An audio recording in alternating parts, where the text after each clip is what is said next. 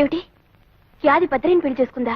అవునమ్మాయి గారు, ఆ యదవని ఎందుకు చేసుకున్నావు యాది అని అడిగితే, భద్రయ్య అందరి దృష్టిలో చెడ్డవాడైనా నా దృష్టిలో మంచివాడు, నేను చెప్పినట్టు వింటాడు, నా కోసం ప్రాణాలైనా ఇస్తానన్నాడని ఏదేదో పిచ్చి పిచ్చిగా మాట్లాడుతున్నమ్మాయి గారు.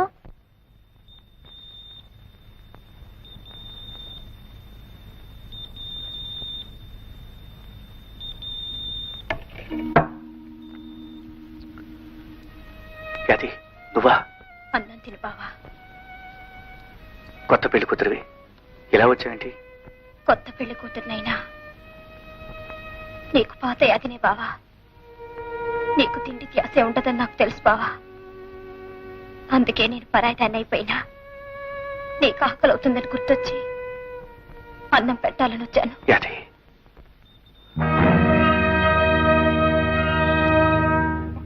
బావా, నీకు నా చేత్తో మొదటి ముద్ద పెట్టలేను. ఇప్పుడే కాదు, ఇక ఎప్పటికీ కూడా నేను పెట్టలేను. తినే బాబా, అన్నం తినే. తల్లి శాఖ కట్టుకున్న పెళ్ళం కోసం గూడెం అంతా ఎత్తుకోవాలన్నమాట. చూడు, ఇక నుంచి ఈ ఇంటికి ఆ ఇంటికి తిరిగావంటే కాళ్ళు ఎరగొట్టి పొయ్యిలో వేసి ఇంట్లో కుక్కబెడతా. 5 నిమిషాల్లో వచ్చేయాలా, లేకపోతే నీ అవన్నీ కట్టిన తాడు నేనే తెంచి పారేస్తా. అది నువ్వు కష్టపెట్టుకునే మాట చెప్తానే. నీ మాటలకి నేను ఎప్పుడు కష్టపెట్టుకున్నాను చెప్పావా? అది ఇవాళ నుంచి నువ్వు ఇక్కడికి రావద్దే.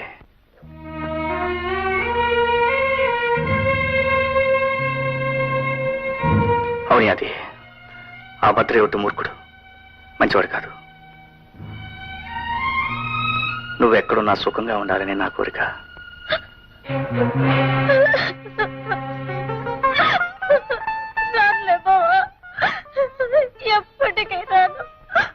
ఊరుకో అది, ఊరుకో.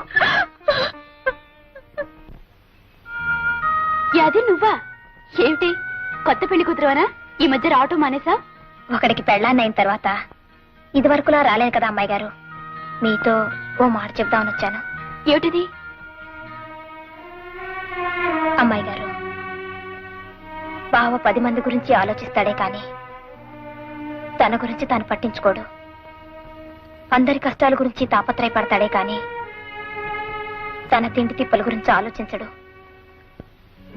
నేనుంటే పోరి ఏళ్ళకింత తిండి తినిపించేదాన్ని, కానీ బావుకిప్పుడు నేను లేనుగా. కనుక బావుని జాగ్రత్తగా చూసుకోవాల్సిన బాధ్యత మీదే. చచ్చే, ఏమిటి అది? ఊరుకో. చూడి అది, రాము మనకే కాదు అందరికీ కావాల్సిన వాడు. అటువంటి మనిషికి తోడుగా ఉంటాం, అతని కష్టసుఖాలు చూసుకోవటం ఒక అదృష్టం. ఇక నుంచి రాము బాధ్యతంతా నేనే చూసుకుంటాను. సంతోషం అమ్మాయి గారు, సంతోషం. బావుకి మీరు తోడుగా ఉండాలి. దీపం లాంటి బావుకి ఊపిరి లాంటి సౌరు మీరవ్వాలి.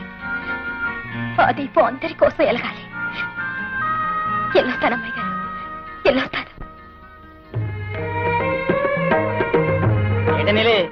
మళ్ళీ ఎప్పుడో చెవుల్లోకి ఏంటి అలా చూస్తున్నావు? నీ కళ్ళకి నేను అందంగా కనిపించడం లేదా? నీకేంటే బ్రహ్మాండంగా ఉన్నావు. అయితే ఇంకే ఒక 5 రూపాయలు ఇచ్చేసి ఈ ఆటికి నన్ను కొనేసుకో. అయితే ఇదిగో 5. ఆడదాని విలువ 5 రూపాయలు అనుకున్నావరా? అచ్చే, నిన్ను కన్నది కూడా ఆడదేరా, దాని విలువ కూడా 5 రూపాయలేనా? ఆడదాన్ని చెయ్యట్టుకోవడం కాదురా. నువ్వు అసలైన మొగాడివైతే ఆ పెంటయ్య గాడి పనిపట్టు, లేదా ఆడదానిలో చేతులు గాజులు తొడుకో. గాడిద మళ్ళీ నాకు కనిపించే చంపేస్తాను వేదవనాయన. చూడు బాబు, ఈ ఊర్లో బడెట్టి నలుగురికి బుద్ధి చెప్పి ఈ ఊరిని ఉద్ధరిద్దామని వచ్చావటగా. కానీ ఒక విషయం, ఈ ఊరు మారాలంటే ముందు ఆ పెంటయ్య రాఘవయ్య లాంటి పెద్ద బుద్ధి చెప్పు, అప్పుడే ఊరు బాగుపడుతుంది. మాస్టారు, ఎవరా అమ్మాయి? మతిలేందా? మతిలేంది కాదు బాబు, మనుషులంతా కలిసి దాన్ని అలా తయారు చేశారు. అంటే అది గూడెంలో ఉన్న ముసలయ్య కూతురు. ఒకప్పుడు ఎంతో ఆనందంగా జీవితం గురించి ఎన్నో కలలు కంటూ ఉండే అమాయకమైన కన్నెపిల్ల.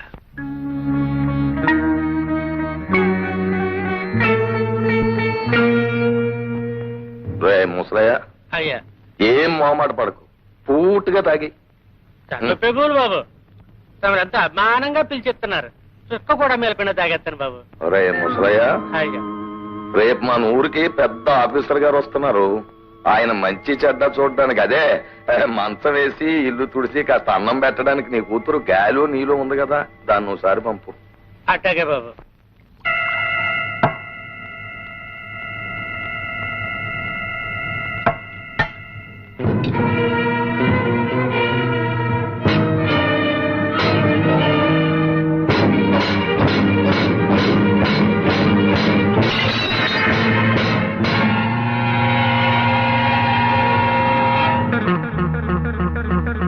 ఆ విధంగా పెంటయ్య ఆ ముసలయ్య బలహీనతను ఉపయోగించుకుని అతని కూతురైన నీళ్లు బతుకుని నాశనం చేశాడు.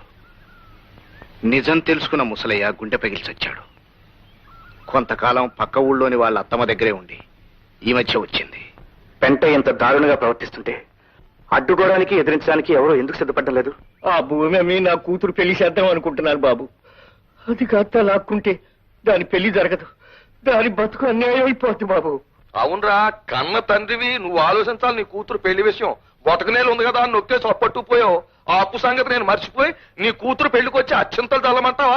ఏటీడు రాఘవయ్య బాబు, తమరు దేవుళ్ళు అటోరు, తమరైనా చెప్పండి బాబు న్యాయం. ఎవరు పిచ్చోడా? దేవుడు కూడా పద్ధతి ఉందిరా. మేకని కుక్కని పుల్ని కోడిని పుట్టించినట్టు దేవుడు 2 జాతులు పుట్టించాడు, ఉన్నోడని లేనోడని. మేక చచ్చే వరకు మేకలాగే ఉండాలి, కోడి చచ్చే వరకు కోడిలాగే ఉండాలి, లేనోడు చచ్చే వరకు లేనోడిలాగే ఉండాలి. అది ధర్మం. దేవుడు పెట్టి న్యాయం మనం ఏం చేయలేం, ఈ జన్మకి ఇంతే అనుకోవాలి. ఏమిటే అంచేత ఆ 2 గుంటల భూమిని మన పెంటకి రాసేయి. కారణం కాగితాలు సిద్ధం చేయవయ్యా. బాబు గారు ఊరికే బాధపడిపోకరా. దేవుడి న్యాయం ప్రకారం వచ్చే జనంలో నువ్వు గొప్పడు కావచ్చు, నేనేమి లేనోడు కావచ్చు. ఇదిగో ఆడు వచ్చి జనంలో కోడిగా పుట్టొచ్చు, మన కారణం గారు కుక్కలా పుట్టొచ్చు. ఇప్పుడు ఎప్పుడు అప్పు అప్పు అని తిరిగే మన ఏరయ్య గారు కూడా అప్పునిచ్చే సావుకారుగా పుట్టొచ్చు. నేను ఆడి దగ్గరికి అప్పుకెళ్లే బికారు నా కొడుకుగా పుట్టొచ్చు. ఎవరికి తెలుసు? బాబు కంటే బాబు, వచ్చే జనంలో నీకు ఎంత డబ్బు కావాలంటే అంత డబ్బు వడ్డీ లేకుండా ఇస్తాను. ఒక 50 రూపాయలు బాబు. పరాశకాలకి టైం కాదు. కన్నగారు కాగితాలు. రాము, ఆ కాగితాలు ఎందుకు లాక్కున్నావు? ఇవి కాగితాలు కాదు పెంటయ్య, పేదవాళ్ళ జీవితాలు తగలబెట్టడానికి నువ్వు తయారు చేసిన కాగడాలు, చదువురాని అమాయకులను అన్యాయం చేయడానికి నువ్వు వెళ్ళిన అబద్ధాలు. ఇవి ఉండడానికి వీల్లేదు. ఒరే రామో, ఏమిట్రా నీ పొగరు? చాలా కాలంగా గమనిస్తున్నాను. ఎప్పటికప్పుడు పోనీ కదా అని ఊరుకుంటూ ఉంటే రాను రాను రెచ్చిపోతున్నావు. ఈ హిట్లర్ రాఘవయ్య తీర్పును కాదని దౌర్జన్యంగా నా కళ్ళ ముందే కాగితాలు చింపుతావా? ఒరే ఎత్తేస్తా భస్మాసురవుతారం ఎత్తి పూడి చేయడానికి దౌర్జన్యం నాది కాదు రాఘవయ్య. ఇచ్చిన అప్పులకి వడ్డీలుగా పేదవాళ్ళ ఆస్తుల్ని ఆడవాళ్ళ జీవితాల్ని దోచుకుని వాళ్ళ కష్టాలు కన్నీళ్లు మిగిల్చే ఈ పెంట ఇది దౌర్జన్యం. ఆ పెంటైని సమర్థిస్తూ తప్పుడు తీర్పులిచ్చే నీది దౌర్జన్యం.